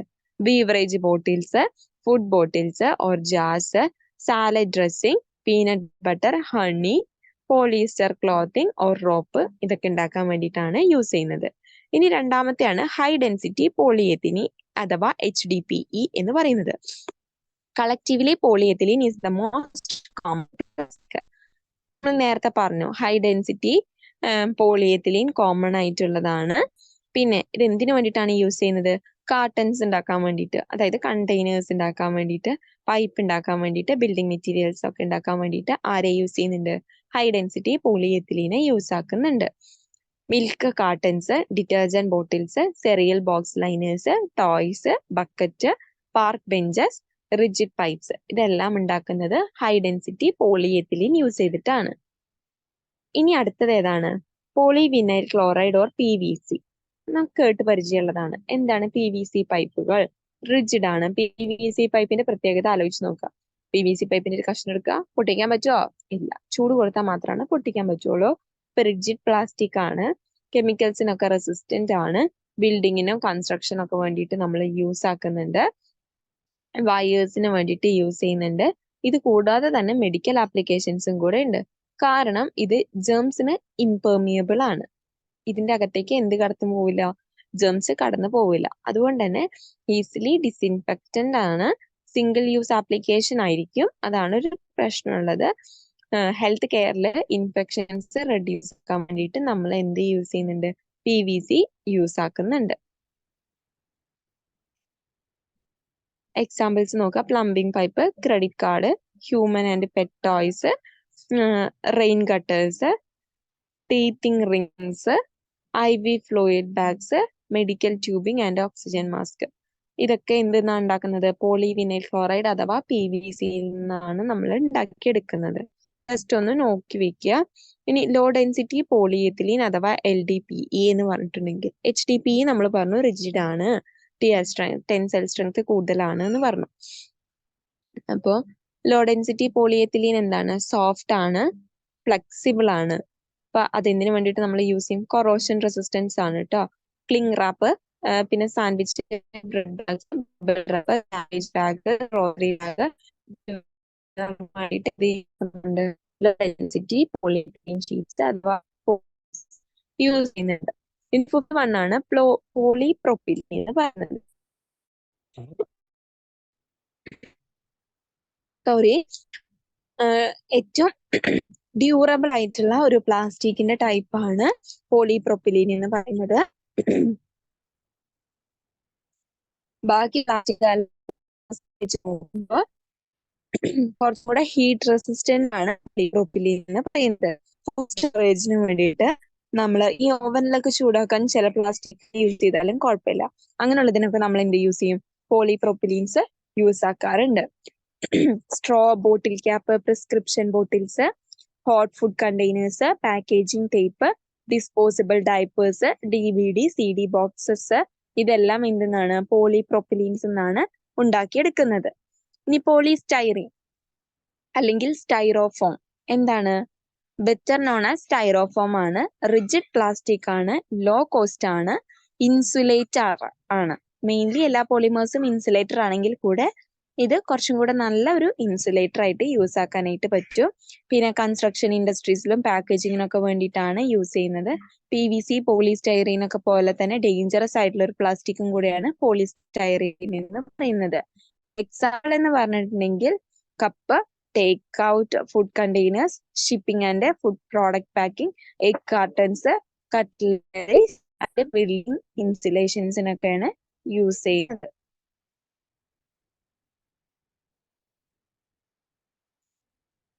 ഇനി ലാസ്റ്റ് കണ്ടാണ് അതേഴ്സ് എന്നുള്ളൊരു ഓപ്ഷൻ നമുക്ക് കൊടുക്കാൻ പറ്റും.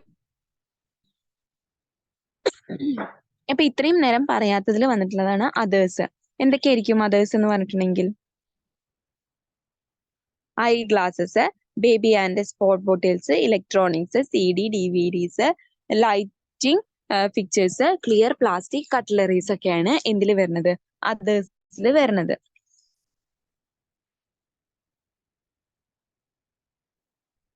ഇതൊക്കെ റീസൈക്ലബിൾ ആയിട്ടുള്ള പ്ലാസ്റ്റിക് പോളിമേഴ്സ് ആണ്. പ്ലാസ്റ്റിക് തന്നെയാണ്, അത് നമ്മൾ ജനറലി പറയുമ്പോൾ പോളിമേഴ്സ് എന്ന് പറയുക. അപ്പൊ റീസൈക്കിൾ ചെയ്യാൻ പറ്റുന്ന പോളിമേഴ്സ് ആണ് അതേഴ്സ് എന്ന് പറഞ്ഞിട്ടുള്ള ആ ഒരു ക്ലാസ്സിൽ വന്നിട്ടുള്ളത്. ഇനി നമുക്ക് പഠിക്കാനുള്ളത് problems of plastic waste management ആണ് നോക്കാനുള്ളത്. എന്തൊക്കെയാണ്, എങ്ങനെയൊക്കെയാണ് വേസ്റ്റ് വരുന്നത്? ഇതാണ് നമ്മുടെ പ്ലാസ്റ്റിക് വേസ്റ്റ് വരുന്നതിന്റെ ഒരു ഡയഗ്രാം കൊടുക്കുക. ഫുഡ് ബാഗ്സ്, പാക്കേജിങ്, സ്ട്രോന്ന്, fruit juice bottles, soft drink bottles, containers, bottles, cigarette lighters, 6-pack rings, പിന്നെ bottles, PET bottles, supermarket or retail bags, chips and confectionery bags. അതാണ് ഏറ്റവും കൂടുതൽ 18.6% ഉള്ളത്. ഇതൊക്കെ എന്താണ്? വേസ്റ്റ് ആണ്. അപ്പൊ നിങ്ങൾ തന്നെ ആലോചിച്ച് നോക്കുക, നമ്മുടെ വീട്ടിൽ നിന്ന് എത്ര പ്ലാസ്റ്റിക് വേസ്റ്റുകളാണ് പുറത്തു പോകുന്നത് എന്ന്. അപ്പൊ ഇത്രയും പ്ലാസ്റ്റിക് വേസ്റ്റുകൾ പുറത്തു പോകുന്ന ടൈമില് ആ ഒരു വേസ്റ്റ് മാനേജ്മെന്റ് എന്ന് പറയുന്നത് അത്രയും ഈസി ആയിട്ടുള്ള ഒരു കാര്യമല്ല. വേസ്റ്റ് മാനേജ്മെന്റിൽ ആ വേസ്റ്റ് മാനേജ്മെന്റ് നമ്മൾ ചെയ്യുകയാണെങ്കിൽ കൂടെ അതിന് ഒരുപാട് പ്രോബ്ലംസ് ഉണ്ട്. ആ പ്രോബ്ലംസ് ഒക്കെയാണ് നമ്മൾ നോക്കാൻ വേണ്ടിയിട്ട് പോകുന്നത്. എങ്ങനെ റീപ്ലേസ് ചെയ്യുന്നതാണ് നോക്കുന്നത്. പ്ലാസ്റ്റിക് വേസ്റ്റിന് നമ്മൾ കൺവെൻഷണൽ ടെക്നോളജി യൂസ് ചെയ്ത് അതിനെ റീപ്ലേസ് ചെയ്യുക, ഇൻസിനറേറ്റ് ചെയ്യുക, ലാൻഡ് ഫില്ലിംഗ് ചെയ്യുക. എന്താ റീസൈക്ലിംഗ്?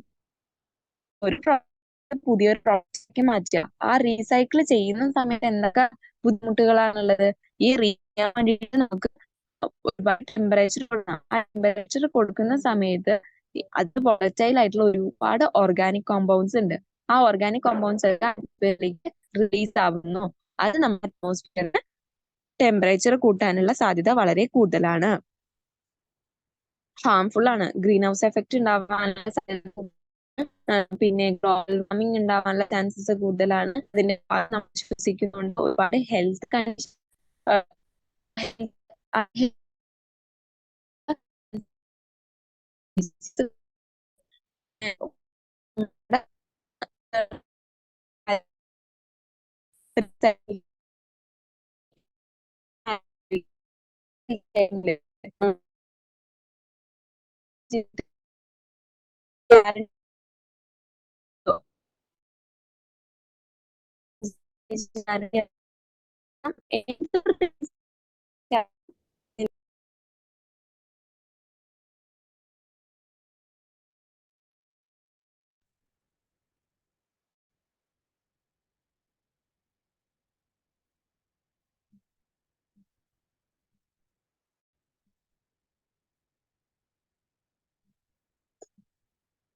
സോറി, ഒന്ന് ബ്രേക്ക് ആയി പോയിട്ടുണ്ട്. അപ്പൊ നമ്മൾ എന്തായിരുന്നു പറഞ്ഞിട്ടുണ്ടായിരുന്ന? റീസൈക്ലിങ്ങിന്റെ കാര്യം. അപ്പൊ റീസൈക്കിൾ ചെയ്യുന്ന സമയത്ത് ഇത്രത്തോളം ഡിസഡ്വാൻറ്റേജസ് ആണ് നമുക്കുള്ളത്. ഇനി ഇൻസിനറേറ്റ് ചെയ്യുന്നുണ്ടെങ്കിൽ കത്തിക്കുക തന്നെയാണ്. കത്തിക്കുന്ന സമയത്ത് കാർബൺ മോണോക്സൈഡ് ആണ് കൂടുതലും റിലീസ് ആവുന്ന ഗ്യാസ്. അത് എന്ത് ചെയ്യുന്നുണ്ട്? കാർബൺ ഡൈ ഓക്സൈഡും കാർബൺ മോണോക്സൈഡും ഒക്കെ റിലീസ് ആവുമ്പോൾ ഇതെല്ലാം ഗ്രീൻ ഹൗസ് ഗ്യാസസ് ആണ്. നമുക്ക് ഗ്ലോബൽ വാർമിംഗ് ഉണ്ടാവാനുള്ള ചാൻസസ് വളരെ കൂടുതലാണ്. ഓസോൺ ലെയർ ഡിപ്ലീഷന് വരെ കാരണമാകുന്നു. പിന്നെ ലാൻഡ് ഫില്ലിംഗ് എന്താണ്? വഴി പിരിച്ചെടുത്ത് അതിൽ കുഴിച്ചു മൂടുന്നതാണ് ലാൻഡ് ഫില്ലിംഗ് എന്ന് പറഞ്ഞിട്ടുണ്ടെങ്കിൽ. ഇപ്പൊ ലാൻഡ് ഫില്ലിംഗ് കൊണ്ട് എന്തൊക്കെ ദോഷങ്ങളാ? സോയിൽ പൊല്യൂഷൻ, വാട്ടർ പൊല്യൂഷൻ ഒക്കെ വരാനുള്ള ചാൻസസ്. പിന്നെ അവിടെ പ്ലാസ്റ്റിക് കുഴിച്ചിട്ട സ്ഥലത്ത് നമുക്ക് നല്ല പ്ലാന്റ്സിനെ വളർത്താൻ പറ്റുമോ? ഇല്ല. അതൊരു ഡെസേർട്ട് പ്ലേസ് പോലെയായിട്ട് മാറും. ന്യൂ ടെക്നോളജീസ് എന്ന് പറഞ്ഞിട്ടുണ്ടെങ്കിൽ പ്ലാസ്മ ബയോളജി മാറ്റുന്നതുണ്ട്. നമ്മള് ആഡ് ചെയ്യുന്നത്. ഇതൊക്കെ കുറച്ചും കൂടെ ബെറ്റർ വേ ആണ്. പക്ഷെ എന്തൊക്കെ പറഞ്ഞാലും ഒരുപാട് പ്രോബ്ലംസ് ആണ് ഇതിൽ വരുന്നത്. ഹെൽത്ത് വൈസ് നോക്കുകയാണെങ്കിൽ അത് നമുക്ക് ഓക്കെ അല്ല. നമ്മുടെ നേച്ചറിന് ദോഷകരമാണോ എന്ന് ചോദിച്ചു കഴിഞ്ഞാൽ 100% നമുക്ക് പറയാൻ പറ്റും അത് ദോഷകരമാണ്.